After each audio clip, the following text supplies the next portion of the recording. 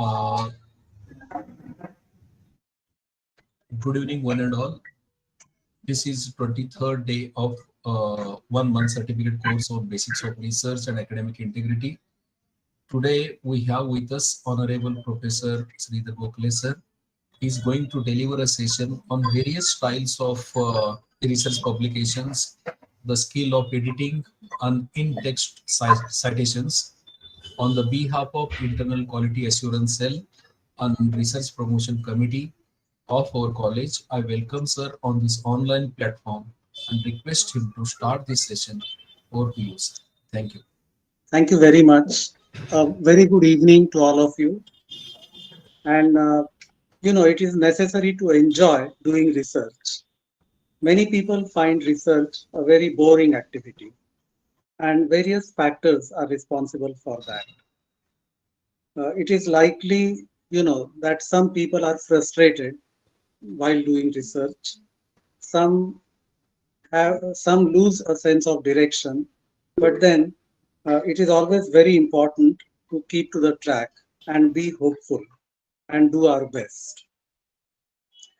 Uh, I would like to first of all talk about a few points related to what I said yesterday so that ideas become still clearer. I'm going to ask all of you a question and I would like you to answer that question. Suppose you register with a particular guide. You have selected a topic and you see the guide after 4 years. And there is a book in your hands, there is a thesis in your hands, and you say to the guide, "Sir, this is my thesis, please go through it." Do you think this is the right thing to happen? Is there No, anything No, sir. wrong? No, no, This is sir. wrong. no, Yeah, sir. yes, you are absolutely right. This is wrong. Can you tell me what is wrong here? Sir, every step, every week or every time, whenever we raise a doubt in our mind, we should contact with our guide, sir. Very good. Without There guide, we is, cannot go ahead. yes, there is no point in seeing the guide once in 4 years because that would mean that you haven't had any guidance from the supervisor. You have worked on your own. And what Santosh said is very right. It is very, very important to see the guide at least once every week, once a fortnight, once a month, but we must see the guide regularly. And we should not give the entire thesis to the guide to read. What should we do instead? Instead of showing him the completed thesis, what should we show him? Sir, every chapter, every point should Yes. be shown to guide, Yeah. Yeah. and taking his guidance, we can reform it. Yes. Yes. We should show every chapter. I'm going to say that we should show not only every chapter, but we should show one section of the chapter at a time to the guide. I'll come back to this point, why this is important. But let me say something about the structure of the chapter. Yesterday we said that there should be 5 or 6 chapters. Now each chapter has a structure. Each chapter has a few sections in it.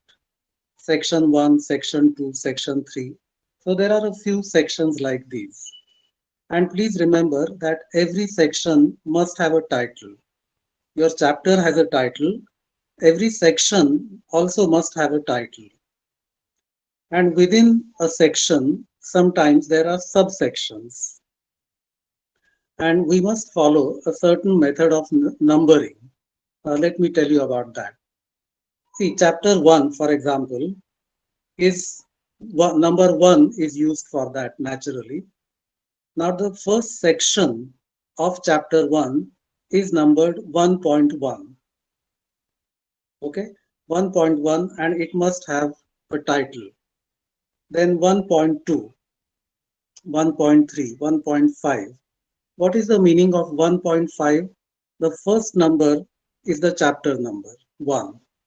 The second number is the section number, so 1.5.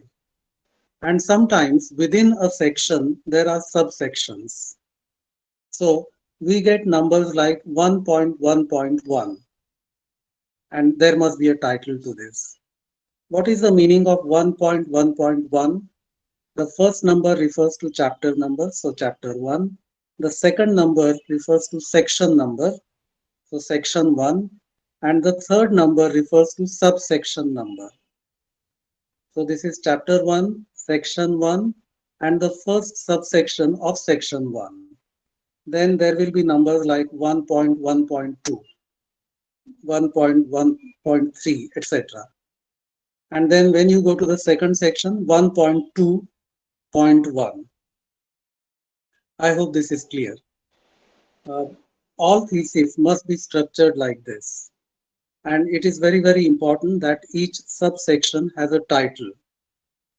There is one very minor problem I have noticed. Some people write the title. For example, let's say the title is Introduction, chapter number 1, Introduction. And many people write a full stop after that. Do you think it is right to write a full stop after the word introduction? No, sir. No, No. sir. No, this is absolutely wrong. The full stop can be given only after a sentence. Introduction is not a sentence.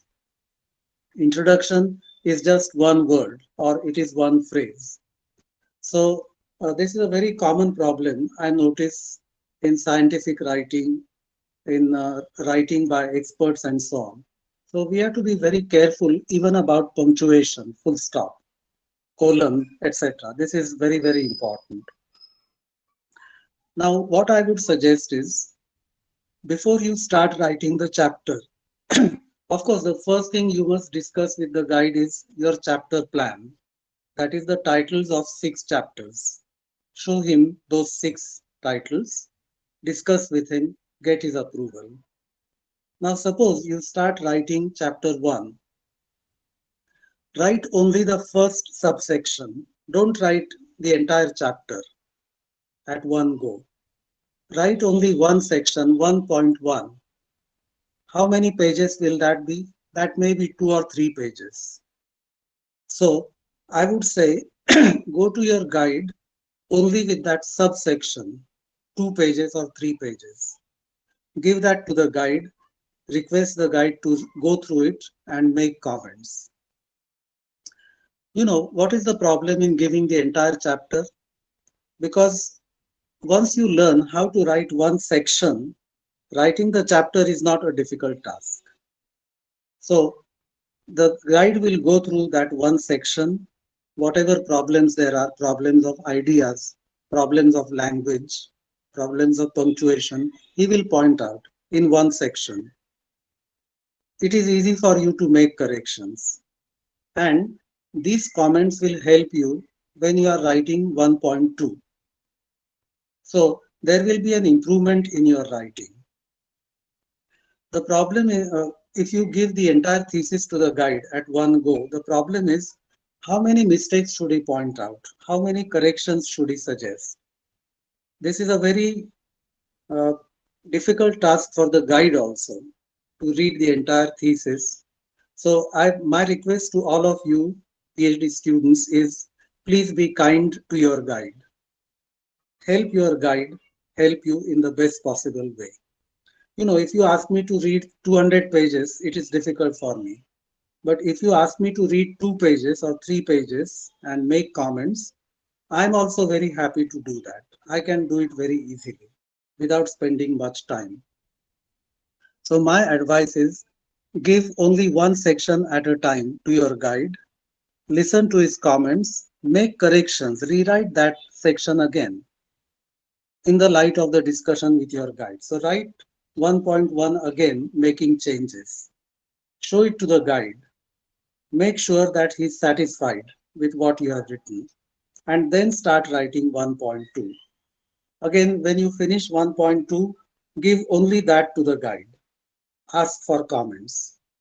If you go on doing this, when you are writing chapter 5, I can assure you there will not be too many corrections because you already know what the guide expects from you, what kind of writing the guide likes. So this will save your effort and time, and this will also save the guide's effort and time.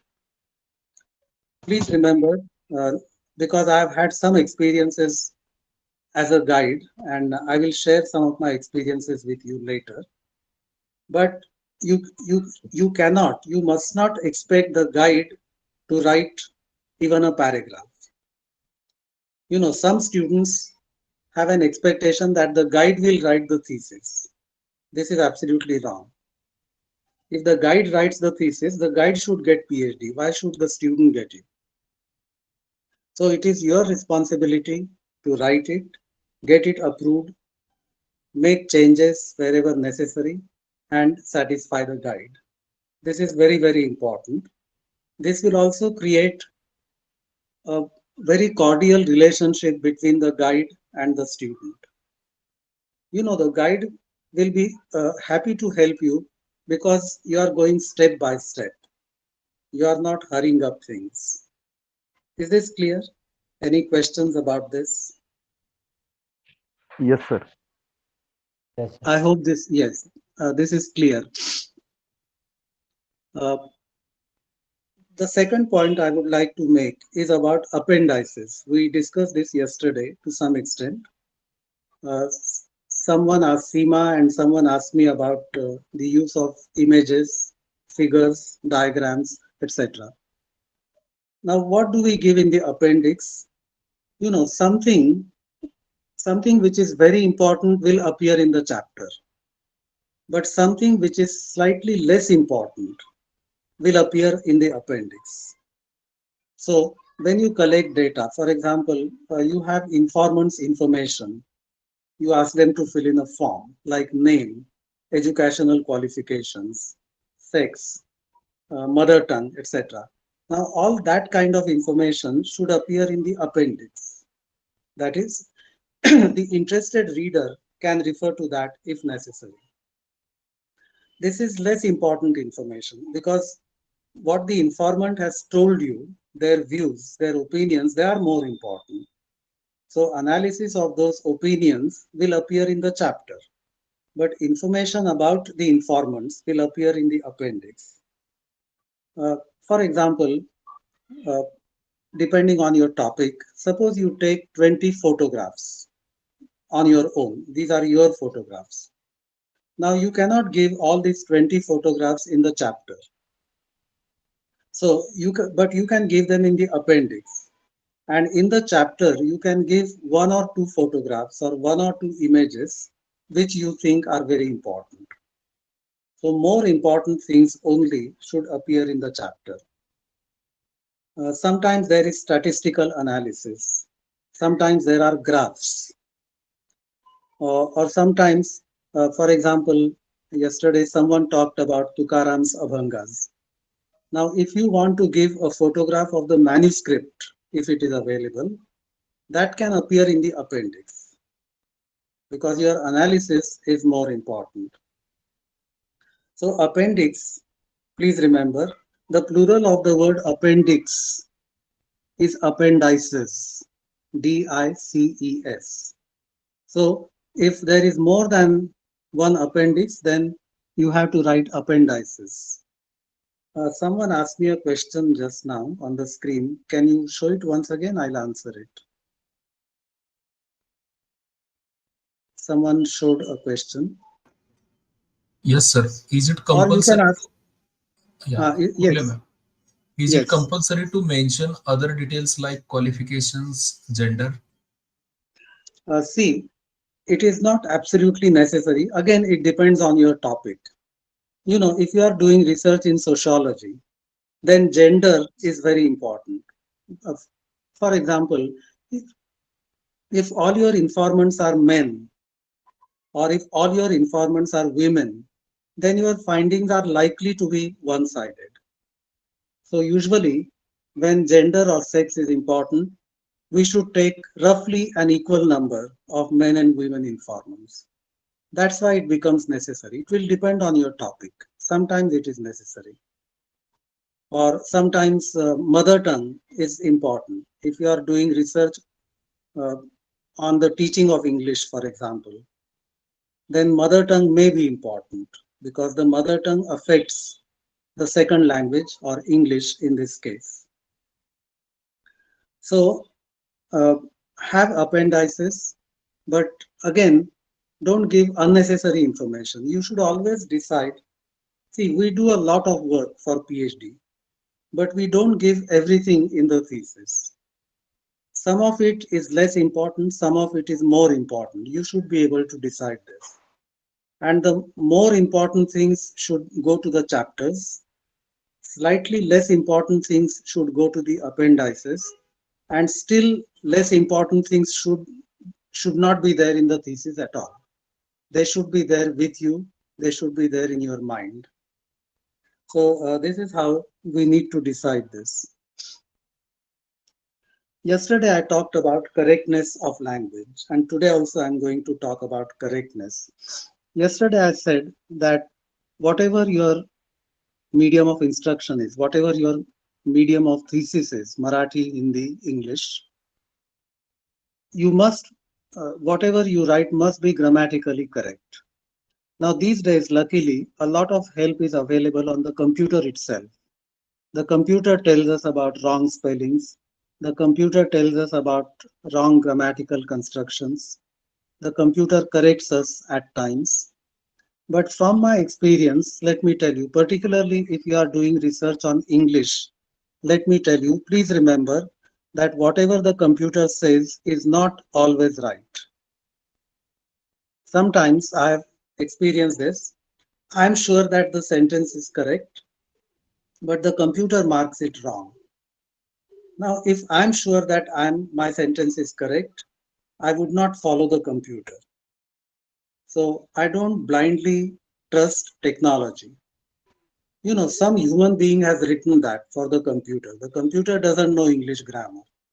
So people like us who are able to think, who are able to decide, we must depend on ourselves.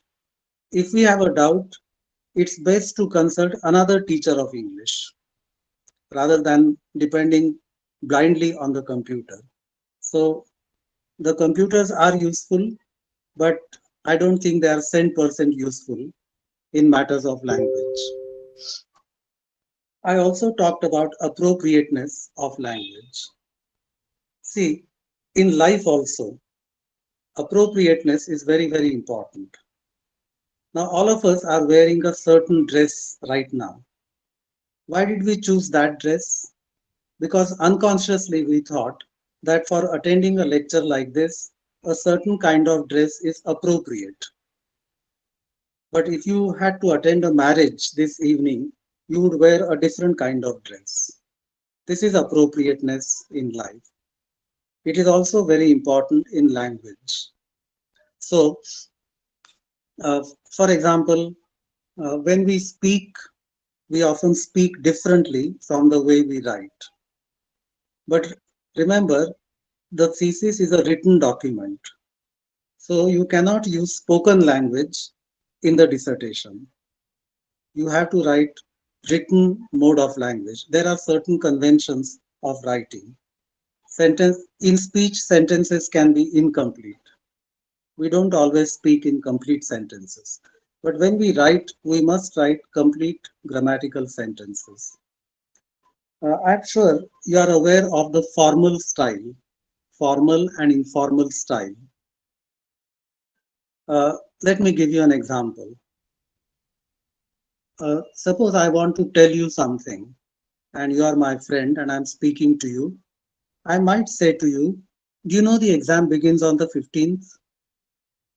Do you know the exam begins on the 15th? Now, this is the informal style.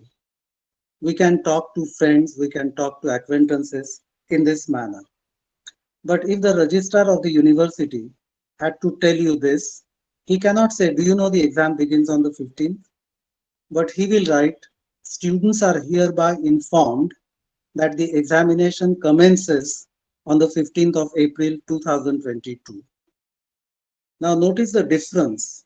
Yes, Nagesh has rightly said, in the formal style, we would use a word like commence, not begin or start. Begin or start is a word from day-to-day language. So in the thesis, we must write a formal language, formal style. We cannot write informal, we cannot write in an informal style. For example, we greet each other by saying hi. Now hi is informal. You cannot you cannot say hi to the vice chancellor if you are in a meeting, because that would be inappropriate.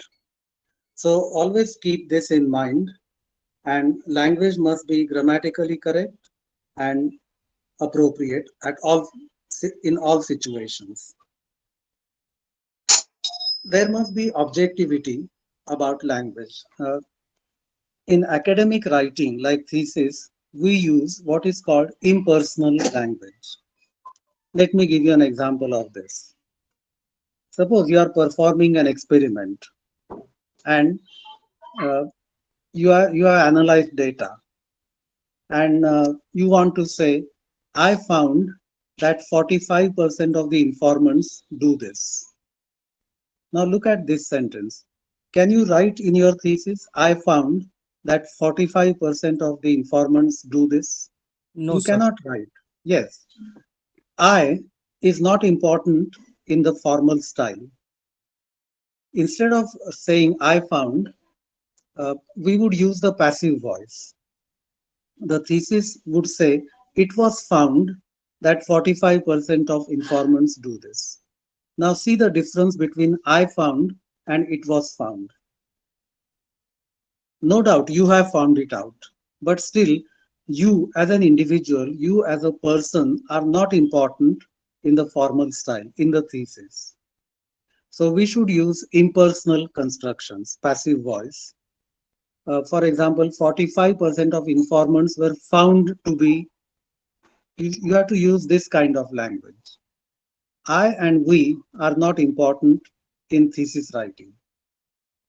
Of course, I'm telling you about the conventional British way of writing the thesis. What I'm saying just now is conventional British way. Uh, in English, there is a pronoun called one. For example, one should not do this. Now, what is the difference between I should not do this, we should not do this, one should not do this? Now, one is more impersonal. I and we are very personal.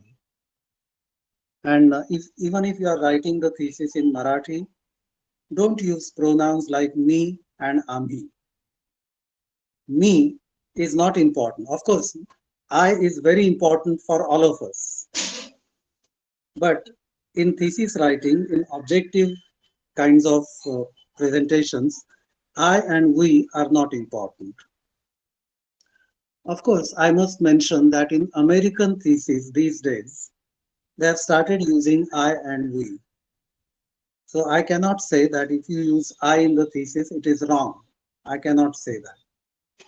What I would say is, I think, this is my opinion, it is better to make our constructions impersonal rather than personal. So don't mention I and we in your thesis. Don't say, in my research, this was found. You just say, in this research, it was found that. I hope this is clear. Avoid references to I and we in thesis writing. This is very, very important. Now, uh, let me share with you an experience of mine. This has happened in case of many of my research students. Students are very enthusiastic at the beginning, but I always ask them to bring only one section to me, 2 pages or 3 pages. And the first time they give it to me, they are shocked to find that they have made so many mistakes. I point out each mistake, each change which is necessary. And see, this is the first time in their life that they see so many mistakes that they have made. Unfortunately, up to MA or up to MCOM, no one reads your answers so carefully. The examiners just have a quick look at your answer and they give you marks. But in thesis writing, every word is important. So it is the guide's duty to read every word. It is the student's duty to be careful about each word that he writes. Now, uh, I remember one of my students, he came and said to me, he was very sorry. And he said, "Sir, I've realized for the first time in my life that I make so many mistakes." I said, "Don't worry. It is very good that today you have realized this. Because I can guarantee you that after this, you are going to make fewer mistakes. After you listen to my comments, after I teach you how to write better. So please look upon your PhD as a learning experience. You are students, you are learners, and it's natural for you to make mistakes. So don't be ashamed of making mistakes. Don't be ashamed of saying, I don't know this. If you don't know something, say that. Many times I say this to my students. If some student asks me a difficult question, and it's not necessary that I'm able to answer every question immediately. Sometimes I tell my students, let me think about this. Tomorrow I'll answer your question. Nothing wrong. Or sometimes I say, let me ask one of my professor friends what he thinks. I will discuss it with him and then I'll give you the answer. All of us, including your supervisors, are students. I'm a student. You are a student, even if you have taught for a number of years. So don't feel shy, don't feel ashamed that you are making many mistakes or the guide is suggesting many corrections. I can assure you that if you have made 20 mistakes in the first section, after discussing this with your guide, when you write the second section, you may make 15 mistakes. When you write the 10th section, you may make only 3 mistakes. This is how there will be progress in you. If there is no progress in you, what is the use of doing PhD? What is the use of education if there is no change within us? So look at all these things positively. Uh, Sometimes people are frustrated. They are very sad when such things happen. But there is nothing to be frustrated about in this. If there is time, I'll share with you a personal experience of frustration that I had when I was doing PhD. But I'll come back to that later if there is time. So, writing is very, very important in thesis because the thesis is a written document. How well you speak doesn't matter. That will matter in your viva. But we have to develop our writing skill. And I'm going to spend some time now on how to develop our writing skill. Some of us are already good writers. If we are good, we can be better than that. Every one of us, even the best person can be better than what he is. So let us look at the skill of writing from this point of view.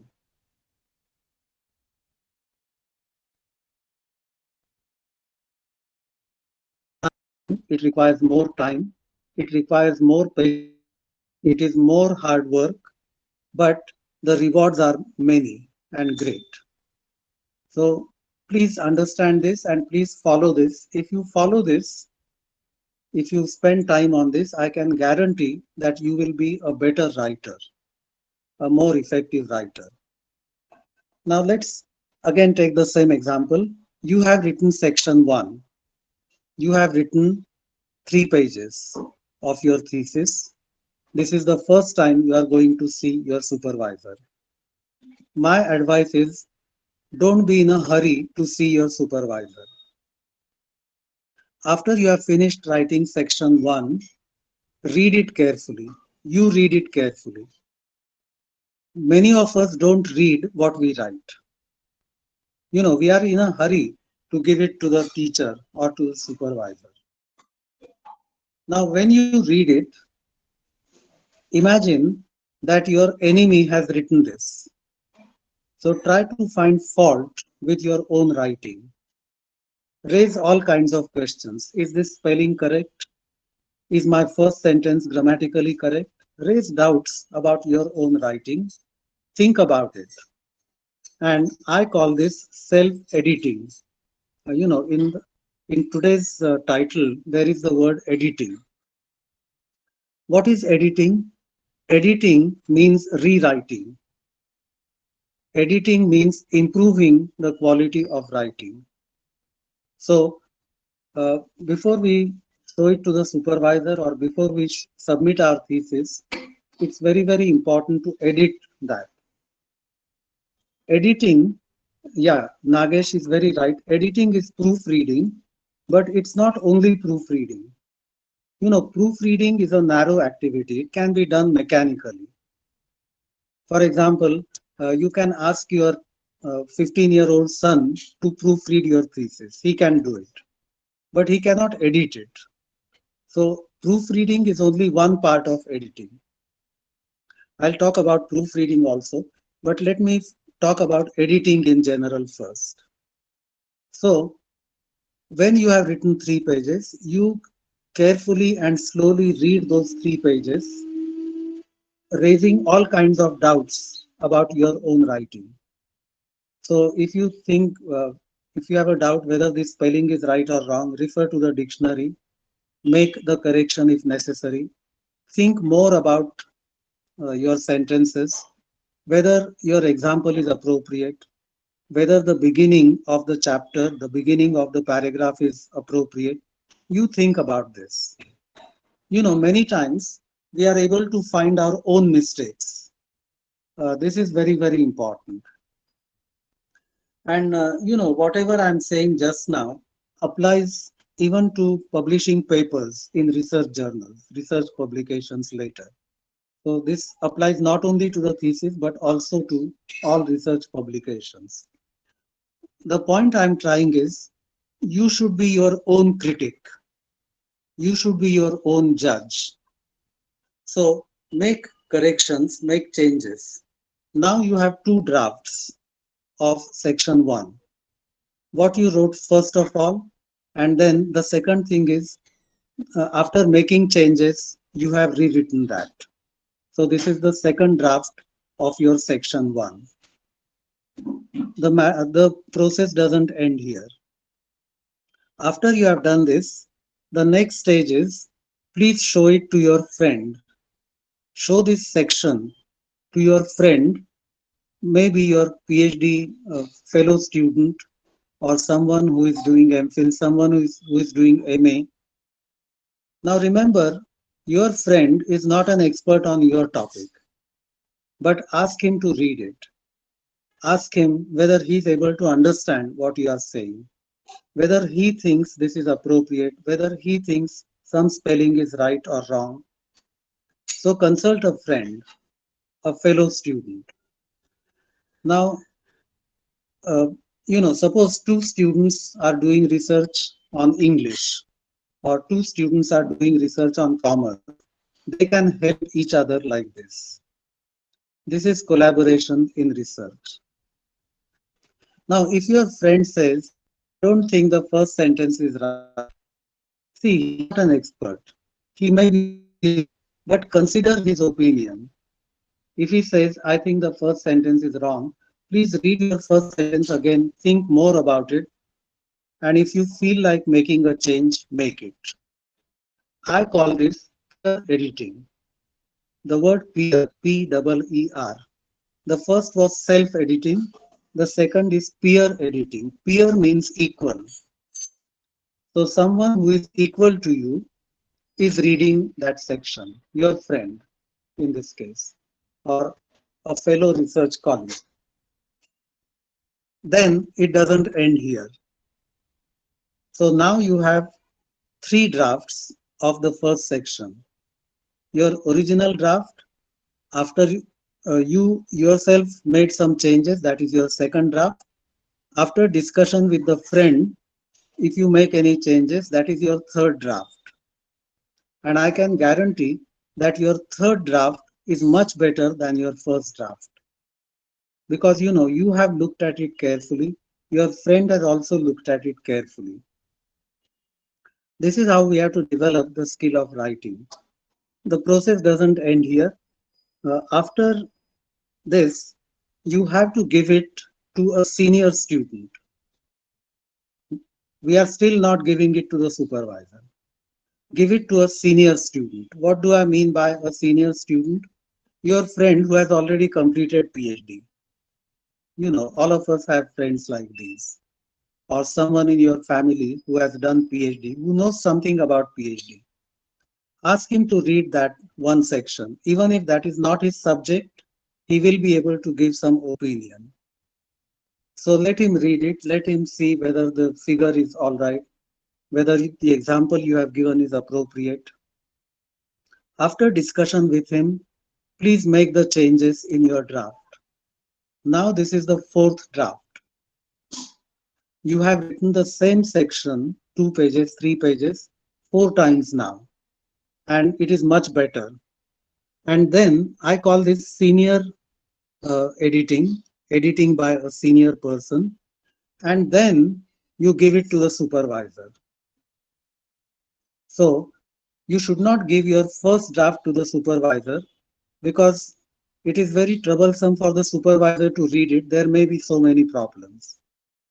But after you have gone through this process, if you give it to the supervisor, what are the advantages?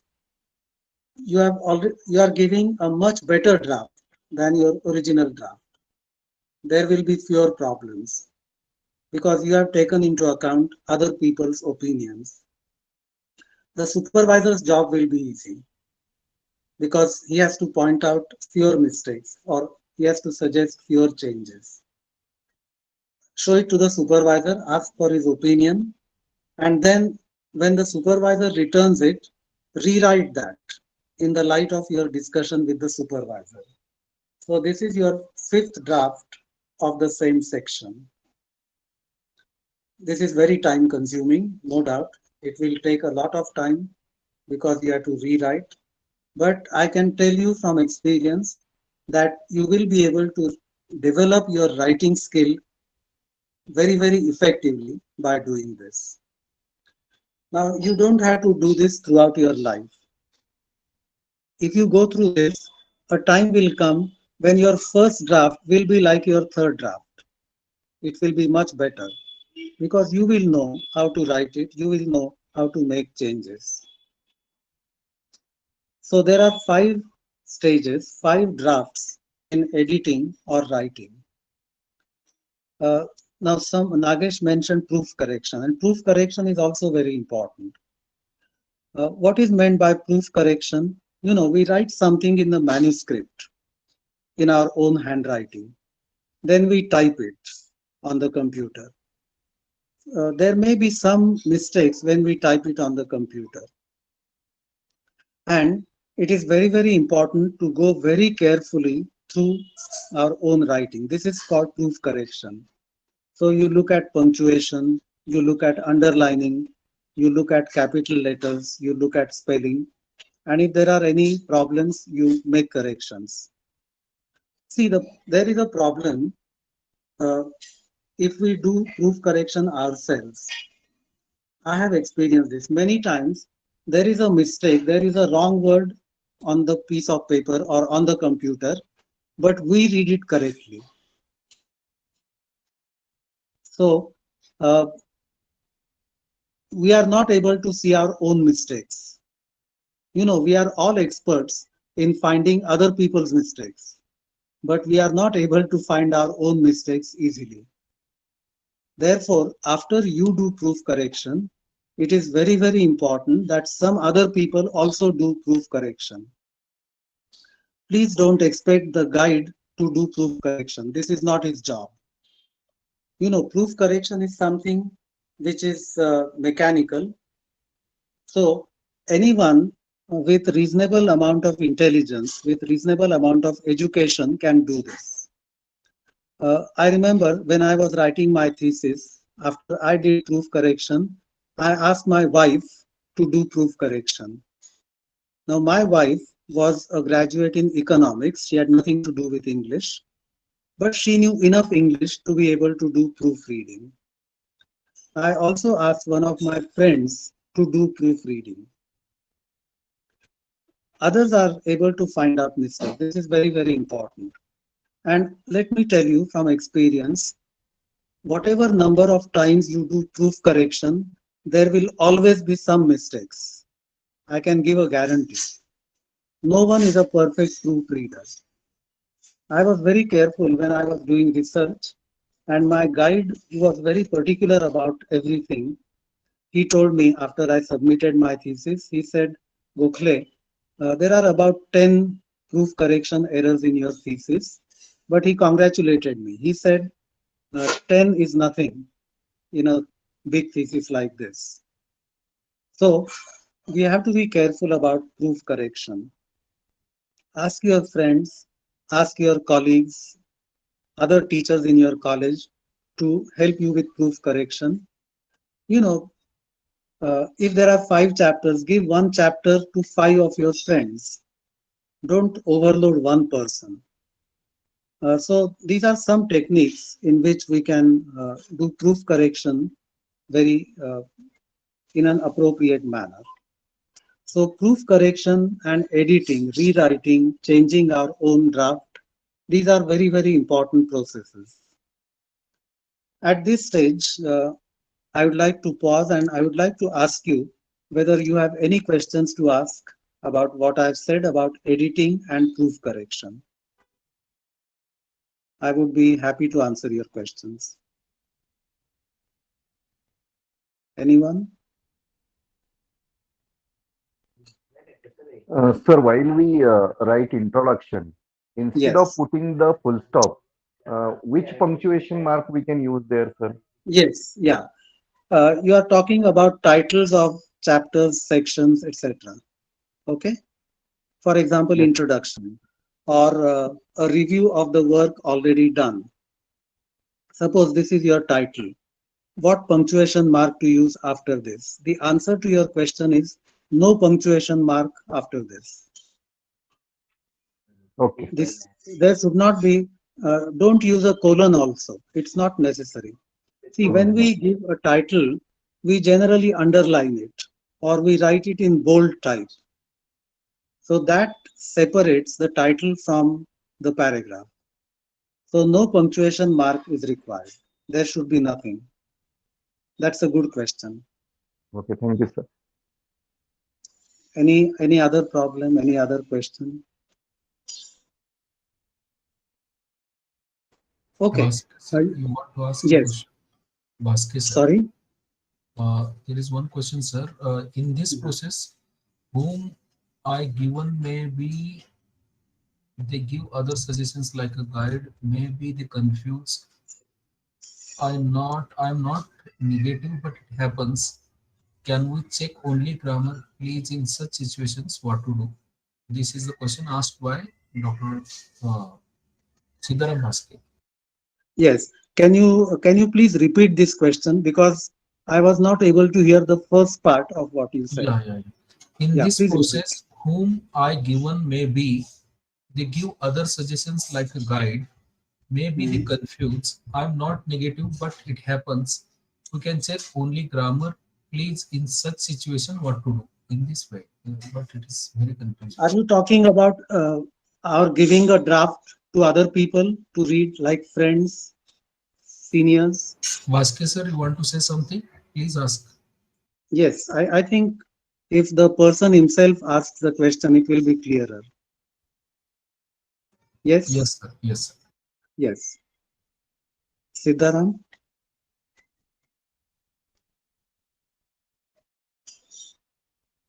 And if there is any problem, you can ask your question in Marathi or Hindi as well.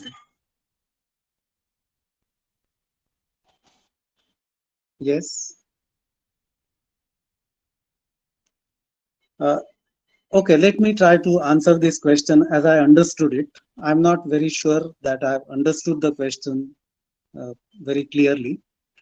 Uh, the guide does not make only corrections of grammar or spelling. The guide's main job is to think about ideas, concepts, whatever you have said, the content of your paragraph. For example, if your argument is wrong, if your argument is illogical, the guide would, in fact, this is more important than language, correctness of language. Correctness of language, grammar, grammatical correctness is one of the many things that the guide would talk about. And if you show your draft to others like friends, senior students, let them make comments about everything, but please don't accept every comment that they make. They are not experts. You should consider their opinion. So after considering their opinion, you can decide that you are right and you don't want to make any change. Nothing wrong with that. Any other questions?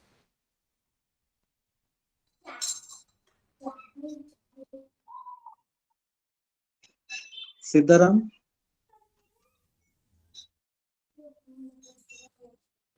Sir, is there any software for grammatical correctness? Usually the computer itself, the computer has built-in software about grammaticality and about spelling. So every computer these days, the computer underlines ungrammatical sentences, or sometimes the computer suggests corrections to be made. So anything which is available will do. Okay, sir. See, personally, I don't use the computer much. I don't like the computer much. So I'm not aware of particular softwares, but the computer in general tells us about wrong spelling, about wrong grammar, etc. And someone just wrote in the chat box that the app called Grammarly is very useful. Unfortunately, I have no idea about this because I don't Yes, sir, it depend does on the computer. corrections. Yeah, yeah, Sir, as you earlier told, sometimes yes, we can use the Grammarly app, but it shows incorrectness, sir. yes. Though the sentence is correct, Oh, yeah. particularly about the using See, of preposition, using of yeah, yeah, article, or yeah. it See, this is, confuses American English and British English, sir. yeah, yeah. You are absolutely right. And in India, we are exposed more to British English. In your school and college, the kind of English you have studied is British English. So we are not very familiar with American English, and this can be confusing. Differences between British and American English. So I would depend on a person rather than on the computer. If someone's English is excellent, I would depend on that person more than the computer. But it is your choice. Maybe the computer is in 90% cases, the computer is right. So there is no harm in using the computer. Thank you, sir. Okay. Anything else? No, sir. Thank you. Yeah, thank you. The research, that is the PhD thesis that we write, is one kind of document that we produce.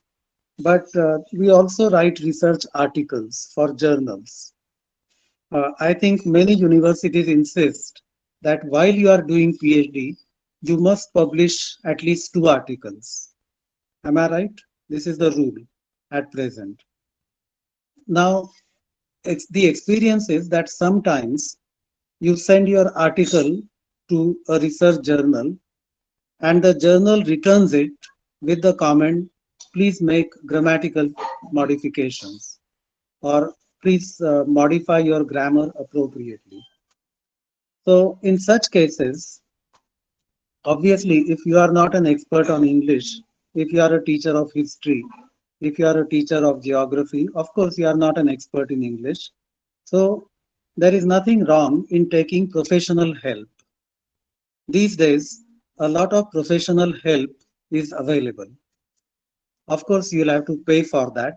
But there are some teachers of English or some experts of English whose job it is to refine the thesis. That is, if your thesis is in commerce, if your thesis is in management, if your thesis is in geography, their job is to go through the thesis very carefully, and they look at refinement of language. So they modify your spelling, they modify your grammar. Some of the English experts I know do this job. There is no harm in taking help of from these people, because if you cannot do it, you have to get someone's help in doing this.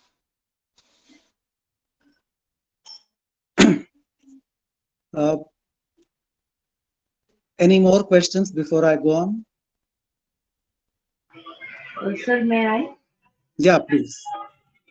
Sir, actually, I'm asking if we write our thesis, in which mode we have to write the thesis, like fluency or a simple creative manner and standard manner. See, uh, your question is not very clear to me. You asked me in what mode do we have to write it. Yes, yes, sir. Can by mode, what do you mean? There is a standard. See, Swapna, what is your subject? My subject is economics, sir. Yeah. So I would suggest to you, have a look at some of the good theses in economics. Go to the library, have a look at good theses, and then you will get an answer to your question. Okay, sir. Yeah. But I don't know what different modes there are, but there is a standard way of writing a thesis, presenting a thesis. And yesterday I said that it is, the first step for all of you is to study a thesis written by someone else. If the thesis is relating to your topic, that is good. But if it is not directly related to your topic, even if it is on another topic in economics, studying that would be very useful. So I would like to repeat that point. Study of thesis will answer your question. Okay, anything else? No, sir. Yeah, okay. Anyone else? I would like to share with you two or three experiences of mine while doing research and while guiding research. And I hope these experiences will also help you. These are real life experiences. You know, frankly speaking, PhD can be a boring activity. Doing PhD can be a boring activity. And I'm saying this on the basis of my experience. I'm not trying to discourage you. Why is it boring? You know, suppose you take 5 years to write the thesis, or I took 6 years before I could submit it. Now, for 6 years, you have to concentrate on one topic. You have to think about that topic day and night. Sometimes even in dreams, we have a dream relating to the topic. It becomes a preoccupation. So that occupies 24 hours for us. And we have other kinds of jobs like teaching, household work, etc. So doing PhD can be boring because you are concerned with the same topic for 5 years for 24 hours every day. And naturally, it can be boring. So it is very, very important to continue to do other activities that relieve us, that give us some kind of relief, that reduce our mental tension. It's very important to play sports. It's very important to go for a walk. It's very important to listen to music. These are just some examples. Do whatever you like while you are doing research, because you have to reduce your tension. And sometimes what happens is, again, this is my experience, for months and months, you are not able to think anything new about your topic. You try very hard to read something, you try very hard to have some new ideas, but no new idea comes to you. And it appears that you are at a dead end of your thesis. of your research because you don't know what to do. We are likely to be frustrated because of this. And I have experienced this. I had completed 3 years of my research. My draft was uh, quite ready in a rough form, but for 2 or 3 months, it so happened that I was not able to think anything new about my topic. And I kept thinking, I kept trying very hard, I was frustrated. I even thought of giving up my research. I thought I should leave PhD and do something else. If you have such thoughts, it's not unnatural. You know, it's quite natural, it's quite normal to have such thoughts. But with dedication, with determination, we have to continue with this. If you are not able to write anything on a particular day, or if you are not able to write anything for a week or 2 weeks, don't worry about that. Don't write anything on those days. And after a few days, try to deal with the problem again. So frustration, disappointment is quite common while doing research because it is really very hard work, extremely hard work. And as I said, you have to keep thinking unconsciously about your topic day and night. So if you are just beginning with your research, be prepared for this. Don't lose heart, be optimistic, find a way out of the problem. Has any one of you experienced something like this? Still not, Of sir. course, no. Still not. Just we are starting, sir. Yeah, because you are starting and naturally you haven't experienced this. I'll be very happy if you don't experience this at all. But since I have experienced it, and why did I thought of giving up my PhD, but why did I complete it? Because the only thought in my mind was I should not be unjust to 3 years hard work, which I had already done.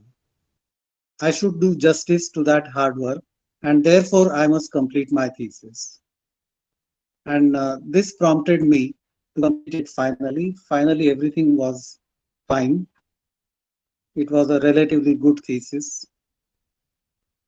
Uh, any comments, any questions about this experience?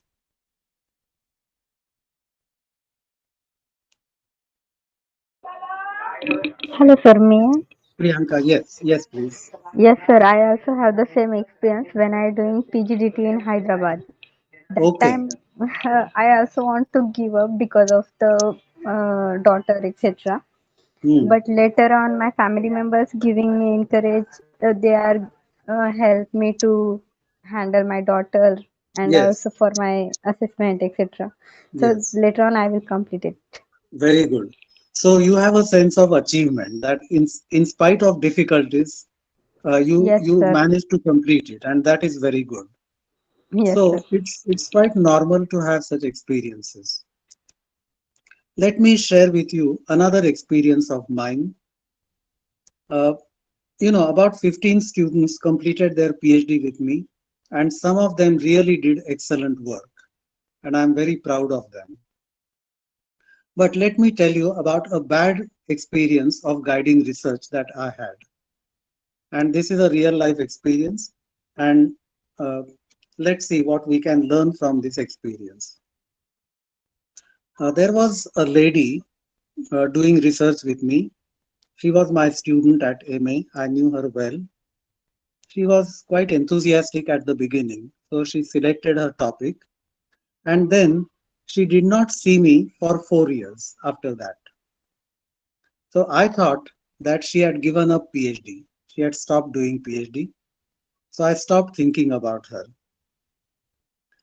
In those times, the maximum period of PhD submission was 5 years. So one day she came to me. 4 years were already over, and she had not seen me even once.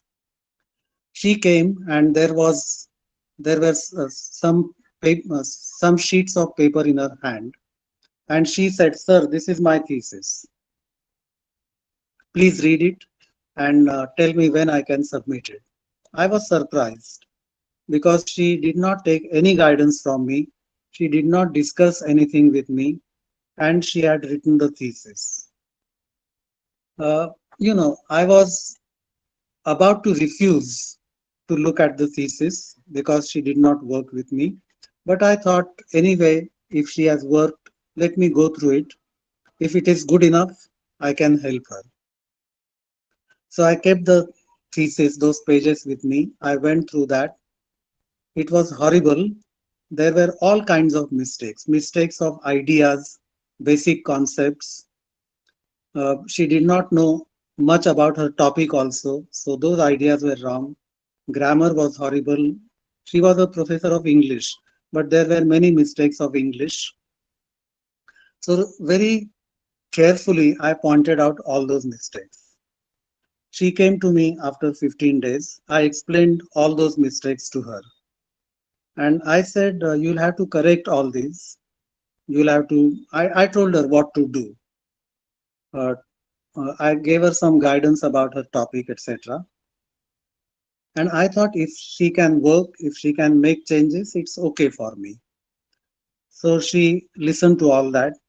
She went away, did not see me for the next 6 months or 7 months. So she came back after 4 years and 7 months now. There were only 5 more months left. And she said, Sir, I have made all the changes that you asked me to make. I was again surprised. And she told me all kinds of excuses like she had family problems, she had problems with her job, etc. Because she brought it, I thought, let me have a look at it. If it is all right, I can ask her to submit it. I went through that. No doubt there were fewer mistakes than the first draft, but still there were many, many mistakes. And at times, her style was very strange. Some of the sentences had many mistakes, and then there would be a paragraph without any mistake. So I had doubts in my mind. So I asked her, is this your writing? Have you written this? That the paragraph without any mistakes. And in the earlier paragraph, in the later paragraph, there were too many mistakes. Yes, I did not know where she had taken it from. So I asked her, is this your writing? Have you written this? She said, yes, sir, of course. I wrote this. So I had to believe her. And then once again, I suggested corrections to her. I said, without these corrections, you cannot submit this. So she said, okay, I will make these corrections. Again, she went back and she came back 15 days before 5 years were going to be over. And she said, I have rewritten uh, in the light of your guidance. Tell me whether I can submit this. So again, I had a look at it. Again, there were many, many problems. Then I suggested to her that you need to write something about Indian English. Her topic was indirectly connected with Indian English. So I said, add one or two sections about Indian English. Then she said, Sir, I don't have time now. There is no time to go to the library. There is no time to read books. How can I write this? My own thesis was on Indian English. So I gave her my thesis and I said, read the first chapter. And on the basis of that, you write one or two small sections on Indian English. What I wanted to suggest to her was, you can take my ideas and write that section.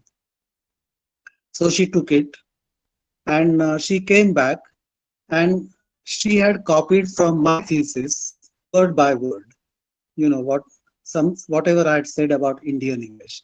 And she showed it to me. I said, I asked her, have you written this? She said, yes, sir, of course. I said, I'm not asking you whether you use your hand to write this. Is this your material? Have you used your mind to write this? She said, yes. And then I knew that this was a case of plagiarism. Those paragraphs in which there were no mistakes, now I was sure that she had taken from somewhere. without putting them into inverted commas. So I was very angry and I said to her, I will definitely not allow you to submit this thesis because you have plagiarized my own writing. From my own thesis, you have done that. And you must have done it from other books also, I'm sure. So she started crying, and I tried to calm her down. And luckily, her husband was waiting outside. So I said to her, please call your husband. I knew her husband. He was a teacher of economics. He was the dean of arts faculty in Pune University. So I knew him. He came in, and I asked him, have you done MPhil or PhD? I asked her husband. The husband said, yes, he has done MPhil. Then I explained to him about plagiarism. I said, this is what your wife has done. And I also told him I'm not going to allow her to submit the thesis because I can lose my job if this thesis is submitted. You know, unfortunately, for plagiarism, not only the candidate, but the guide is also punished. And in Pune University, there have been cases where two guides have lost their job because their students plagiarized. So I was very firm about this. I was surprised by what her husband said. Her husband said, sir, you are absolutely right. I knew she was plagiarizing. I told her not to do that, but she did not obey me. And you are absolutely right in saying that she has plagiarized. You are absolutely right in not allowing her to submit that thesis. So this is how the matter ended. This is how, this tells us how plagiarism is, uh, it can create all kinds of difficulties for the student and for supervisors. Let me give you those details of two professors who lost their jobs. This was in the Department of Chemistry. You know, two students copied something from some foreign journal, some experiment, and they reproduced that in their thesis. The guide did not realize this. Naturally, how can the guide make out? The examiner did not realize this. So the two students were awarded PhD degree from Pune University. After that, after some days, there was an exhibition, science exhibition in Pune University, and some foreigners visited that exhibition. And by chance, the person who had originally written that article in the foreign journal, he was one of the visitors. So he had a look at the publication, and then immediately he recognized this is my publication. How has it appeared here? So he complained to the university. An inquiry committee was appointed, and it was found that this was a case of plagiarism. The PhD degree already awarded was withdrawn from these two students. And I really feel bad that the two supervisors lost their job of professorship from Pune University because of this. So, this is really horrible, but this is a real life experience. And my request to all of you and to all research students will always be, if you are weak, we can understand. If you make mistakes in content, if your ideas are wrong, it's not a great problem. If you make mistakes of language, we can understand. Don't be ashamed to make those mistakes, but don't do anything like this because you are putting your guide's reputation into danger by following these malpractices. This is what I wanted to share with all of you. Any comments or any questions about this? This is a real life event. So every supervisor has a professional risk now. There is a danger that some student will plagiarize and he will come into danger. He will come into difficulty. So supervisors also need to be very careful in future. Any comments? Any questions? No, sir. Thank you. Isn't this horrible? Yeah, really horrible, sir. But yeah, but it's a real life experience. And we have to be very serious about this. So nowadays the word is using academic integrity. Academic, Integrity. sorry, I didn't hear that word. Academic Academic, integrity, sir. academic integrity. Yeah, Yeah. yeah. I think your course also uh, Those emphasizes two are the that title. phrase. Yeah, academic integrity. So academic integrity, academic honesty is very, very important. You know, let us be very honest. We are all students. So if I write something and there are many mistakes in that, people, even if there are many problems in the thesis, they always consider your good points. So sometimes while writing the examiner's report on PhD thesis, I point out the shortcomings. These are the defects. But then after that, I say, considering the strengths of the thesis, the strong points, whatever I have described, the candidate may be awarded the degree. This is how we write. We examiners can understand that you can make mistakes. There is nothing wrong in making a mistake, but we should be absolutely honest. This is very, very important.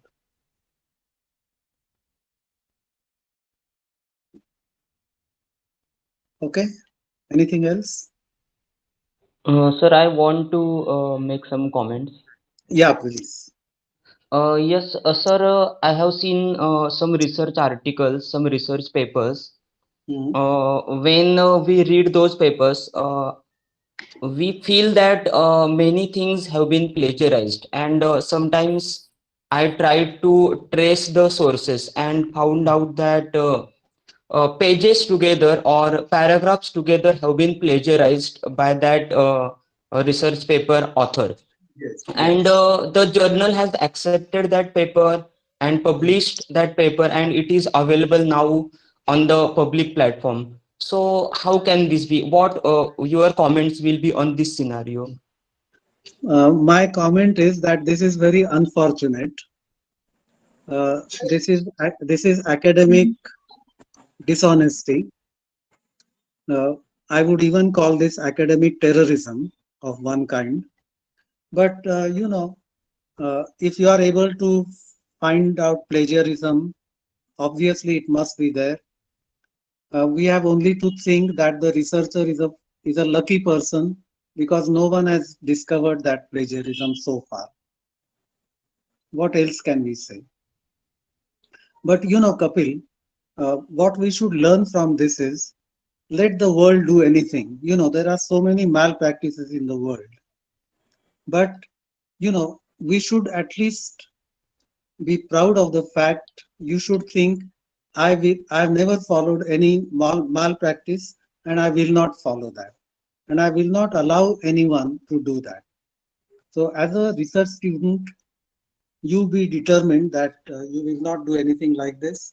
When you become a research guide, be determined that you will not allow anyone to do this. You and I cannot change the world, unfortunately. So these things will continue, but we have to insist on academic integrity in our area of operation. Now, you are a professor of your subject. Even when you teach BA students or MA students, uh, make sure that you makes your students aware of academic integrity and persuade them, impress upon them of the need to follow this. This is what we can do. You can advise your friends, but beyond that, we cannot do anything. Santosh Patil is absolutely right that we should be honest in our research work. That's why I said yesterday, saying I don't know this, there is no problem in saying this. No one knows everything in the world. No one is expected to know everything in the world. So if you say I don't know, but I would like to know, make an effort. Be honest. That will give you satisfaction. Ultimately, satisfaction and happiness that we get from our PhD. See, everyone does PhD only once in life. So if we are going to do something once, only once in life, let us do it in the best possible manner. Let the world do anything. There are stories like by paying a few thousand rupees, you can get PhD. Haven't we heard stories like this? There are agencies who write your PhD thesis. This is what I hear. Let them be there. Uh, we should not follow these things. What can we do about these? Yes, sir. Thank you very much, sir. Yeah, Thank you very thank much. you. What is your subject, Kapil? Sir, my subject is English. Oh, great. Yes, sir. Yes. What Thank you, is sir. your research? What is your research topic? It is on Arvind Adiga's fiction, a Marxist Okay, study. okay, good. I have selected his novels and I'm going to analyze them from Marxist perspective. Okay. Have you read all the novels written by him? Yes, sir. I have read all the novels. Two How or many? three times I have read, sir. Very good. So, Kapil, I would advise you. Of course, it is very good that you have read them 2 or 3 times. Read them again and again at different stages. Yes, Okay. sir. Yes. Read them after 6 months once again. Or while you are writing your, suppose you have written 3 chapters, Yes, read sir. them again. And that will give Yes. you new ideas and new thoughts. Yes, sir. Yes, sir. And let me tell all of you, when you start actually writing your thesis, it's not necessary to begin with chapter 1. You Yes, don't sir. have to begin in that sequence. Chapter 1 is introduction, and it is quite easy to write because much of it is based on your reading.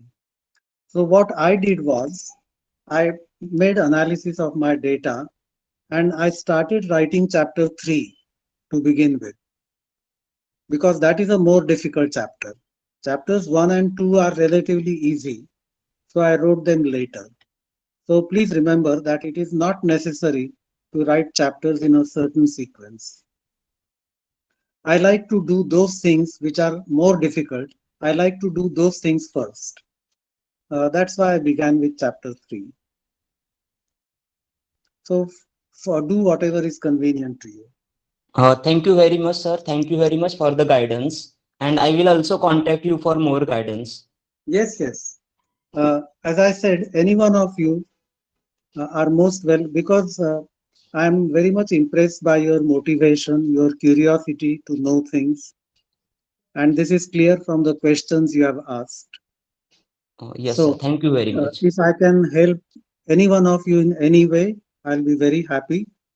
You can take my phone number from Ashok or Panchappa and ring me up anytime and we can discuss it. Yes, sir. Thank you, sir. Thank you very much, sir. Yeah. Because this session should not be the end of our association. Yes, sir. In fact, it should be the beginning of our association. True, Right, sir. sir. True. Right. Really true, sir. Yeah. And we should have this kind of attitude to all our students also. Your students are not your students for 1 year or 3 years. They are your students for lifetime. Yes. Yes. Yeah. Anything else? Any other question? Hello, Any sir. other? Yes, Swati. This is Swati Patil, sir. Ah, I want to ask you the question that when now we have to submit the research proposal within next 2 days. So it is about the synopsis. My question is about the yeah, synopsis. And yeah. when we are writing a review of literature point, is it necessary to give the details of review as a reference in the review of literature? The details. That is, yeah. Because when you review something, when you review a book, naturally you know the writer of the book, you know the title of the book, you know the publisher's name. So, uh, because in your synopsis, I think you have to also give a bibliography. Am I right? Yes, sir. Yes, sir. Yeah. So all those details will be necessary. But see, I have a I understand the problem in writing the synopsis for the sake of admission. See, you have not done research already. You are going to do it in Yes, sir. future. That's why I'm asking. Yeah. I have taken the African literature, and still I am not I'm not able to read the whole history of African literature. This is natural. Anyone will understand that at the beginning of your research, you cannot read the entire history of African literature. But, you know, your synopsis should basically indicate that you know what you should do in future. So there is no harm in indicating, even in the synopsis, that you propose to read the entire history of African literature. And indirectly, you can indicate that you haven't been able to do it so far, but you know that you have to do it and you will do it. So the synopsis is like it is called a proposal, research proposal. It is not Yes, sir. the actual outcome of research. So your university, your supervisor, everyone concerned with this should consider this point, that it is tentative. You cannot say anything definitely. You have not done research. How would you know what you are going to find in those African novels? So try to follow the particular format they have. Like I think you have to give chapterization. You have to give Yes, sir. bibliography. You Yeah. have to give aims and objectives. Do that, but be tentative in making statements. Don't be Okay. definitive. That is how you can write it. Okay, sir. Thank you, sir. Thank you so much. Anything else? Sir, about title, most of the times we use exploration, interpretation, analysis. So can you please tell our research scholars about these things a little bit? First of all, there is nothing wrong in using words like interpretation, analysis, and so on. It will actually depend on your topic and what you propose to do. So try to find the appropriate words. Uh, Please remember that your title should not be too short or too long. Sometimes the title takes 4 lines. That should not happen. That is too long. So try to retain uh, the more important words, the key words in the title. And one suggestion I would like to make all of you is, right now, keep your title a little wide than what you propose to do. Since you cannot change this title later, we have to be very careful in framing the title. So you can keep it slightly wider than what you propose to do. So that if you think that you need to include something, you should be able to do that later. There was a question on the screen: how many times do we need to see the supervisor?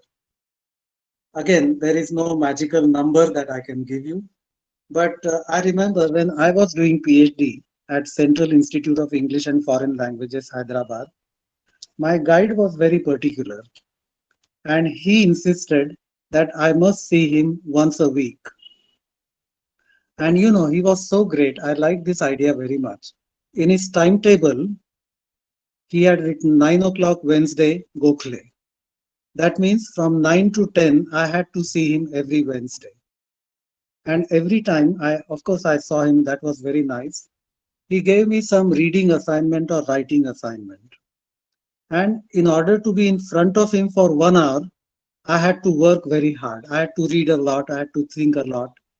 I had to show him something that I wrote. It helped me a lot. But unfortunately, all guides don't do this. I know some guides who have no time to see their students even for 1 year. I cannot say anything about such guides, but I would say see your guide as frequently as possible. And if your guide is very busy, take an appointment. Don't go all of a sudden. Tell him politely, sir, I would like to discuss 1 or 2 points. When can I see you?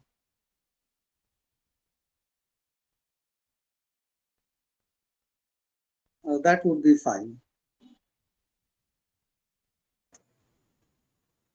So let me try to sum up what I have tried to say in these 2 sessions. My approach was more practical rather than theoretical, Yes, sir. and I believe in these. I believe that these experiences help us understand research in a better way. Uh, be honest. Don't be afraid to say you don't know something. There is nothing wrong in not knowing something. Try to know it. Try to do your best. And I would say try to derive happiness and satisfaction through your research. Always, for example, I find that there are some people from the Department of English doing research here. Always discuss your topic, your progress with other researchers in your subject. So if you are doing research in history, discuss this with another history teacher who is also doing research. It doesn't matter if your topics are different. You can still help each other. And always help your friends do their proofreading, discuss their topic with them. Whatever you can suggest, you can do that. That is fine. So I wish all of you the very best of luck and more importantly, the best of happiness in doing research. Thank you. Happiness is very, very important Thank you. Thank in you, sir. doing research.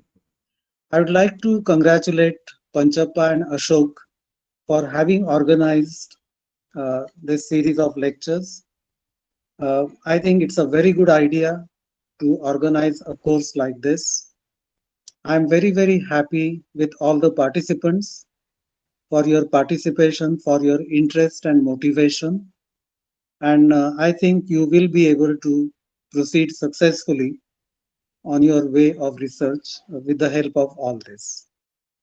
So once again, I thank the organizers. I thank all of you and my best wishes to all of you. Thank you.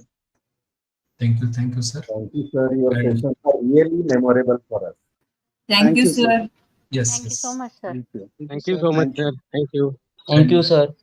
let me It was a pleasure. go for formal vote of thanks. Yes, sir. Okay. Yeah. Thank you very much, sir. Sir, in 2 sessions, your basic insights on how to write research report and how to edit the same that greatly helped to us. And we also, you also gave us some suggestions and real life experience while dealing with plagiarism and while dealing with the students. And you gave so many important suggestions to us, and that will definitely greatly help to us in the future. And sir, on the behalf of our college, I extend my gratitude to you, and I also extend my gratitude to all my research scholars for being so interactive and having inquisitive mind with knowing the facts and concepts of research. Thank you very much, sir. Thank you and all the best. Yes, thank you. Bye. Bye. Thank you, sir. Thank you so much. Thank you very much. Thank you, Waghmare, sir. Thank you, thank you, thank you, Sir, thank you. Thank you. thank you.